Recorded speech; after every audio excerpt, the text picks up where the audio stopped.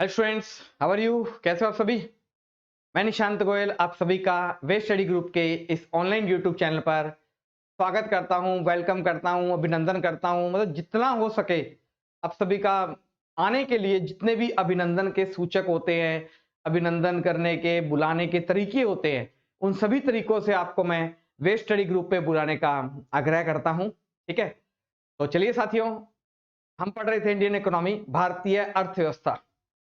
देख भी रहे हो भारत की जो अर्थव्यवस्था है वो डगमगा भी रही है। किसी के कहने से कोई ऐसा कह रहा है कि डगमगा रही, और किसी के अकॉर्डिंग भारत की जो अर्थव्यवस्था बहुत बढ़िया भी चल रही है। लेकिन हम तो जानते हैं ना कि क्या है क्या नहीं है ना, हकीकत तो पता है हमें। लेकिन ठीक है, कर भी क्या सकते हैं। चलिए, हम पढ़ रहे थे नेशनल इनकम, पढ़ रहे थे राष्ट्रीय आय पढ़ रहे थे। उसी को थोड़ा सा और कंटिन्यू आगे करते हैं, थोड़ा सा देख लेते हैं। राष्ट्रीय आय, नेशनल इनकम की कैलकुलेशन कौन करता है? एनएसओ द्वारा की जाती है। राष्ट्रीय आय की, वर्तमान में राष्ट्रीय आय की जो कैलकुलेशन है वो की जाती है एनएसओ के द्वारा की जाती है। पहले करती थी सीएसओ, अब करती है राष्ट्रीय सांख्यिकी कार्यालय है। पहले करती थी केंद्रीय सांख्यिकी कार्यालय है, जो ये इसकी क्या करती थी, कैलकुलेशन किया करते थे। ठीक है, वर्तमान में करती है एनएसओ। नेशनल इनकम के अंदर हम चार चीजें लेते हैं, चार चीजें होती है, कैलकुलेट करते हैं। GDP, GNP, NDP, NNP.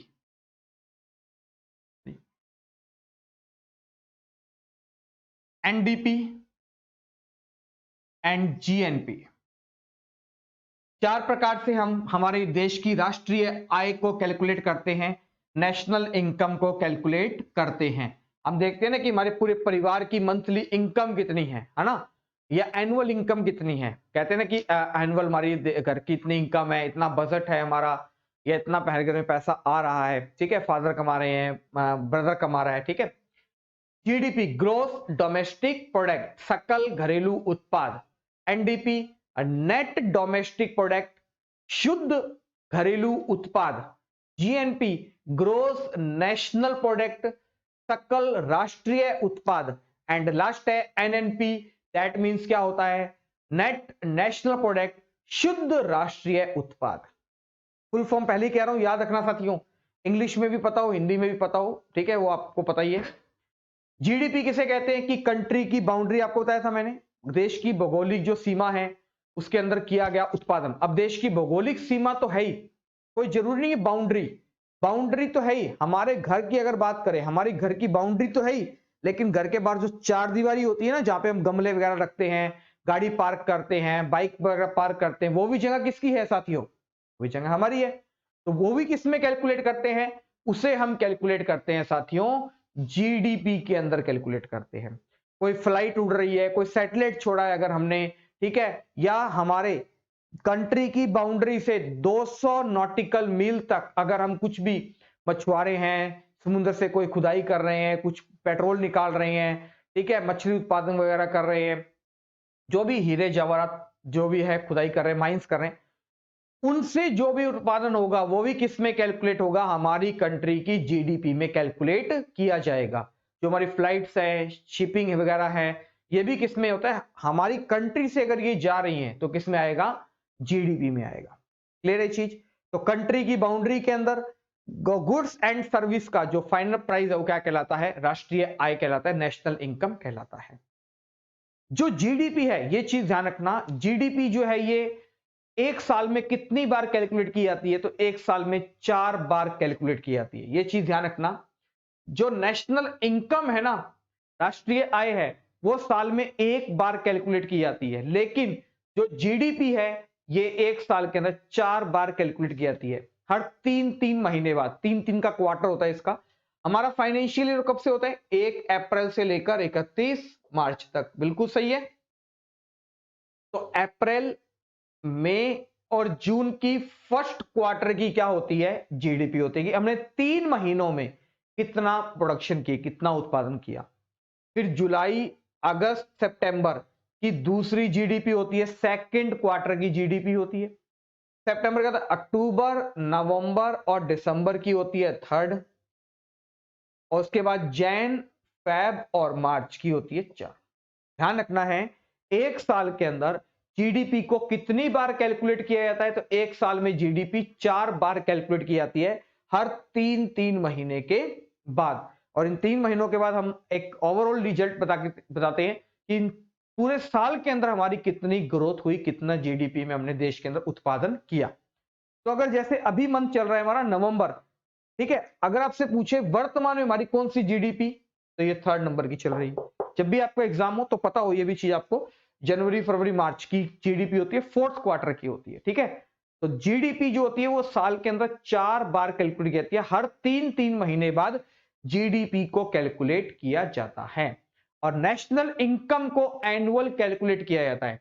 Budget कब आता है? एनुअल आता है, हर साल आता है। जनगणना सेंसस कब होती है? हर 10-10 सालों के बाद होती है। जो चुनाव होते हैं वो कब होते हैं? हर 5-5 सालों के बाद होते हैं, ठीक है। तो ये चीज आप ध्यान रखना कि किस चीज की कैलकुलेशन कब की जाती है, कितने टाइम पीरियड पे की जाती है, ठीक है।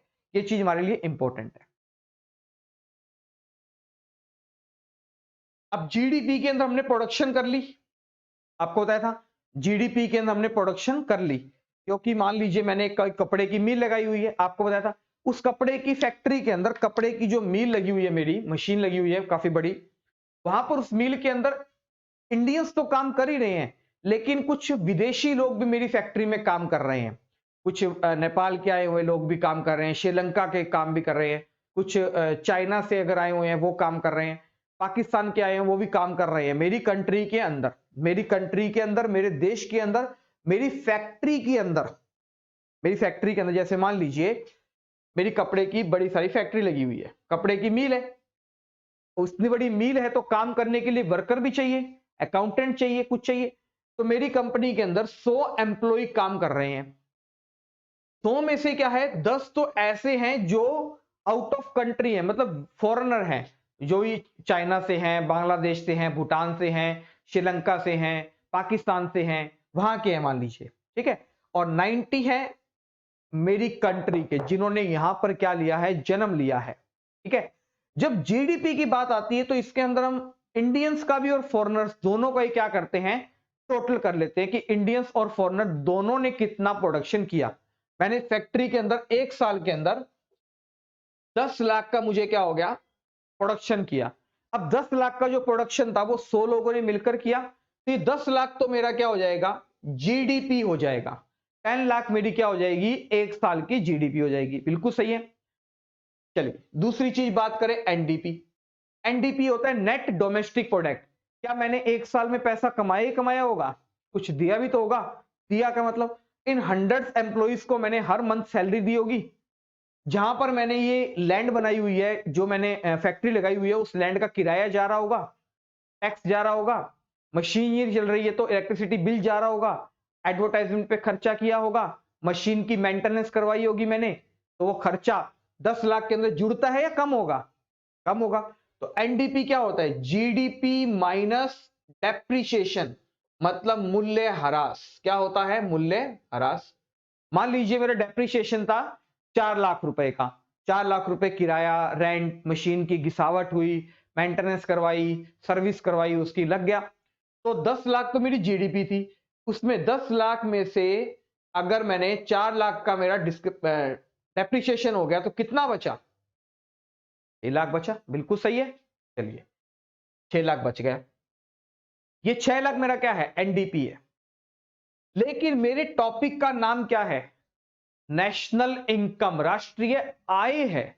लेकिन मैं ये क्या कर रहा हूं, मेरी राष्ट्रीय आय के अंदर मैं अपनी फॉरेनर, जो विदेशी लोग मेरी फैक्ट्री में काम कर रहे हैं 10 लोग, उनकी इनकम को मैं क्यों जोड़ रहा हूं, क्योंकि मेरे टॉपिक का नाम क्या है, राष्ट्रीय आय, नेशनल है, कि जिसका व्यक्ति का जन्म हुआ है, ठीक है, ध्यान रखना है।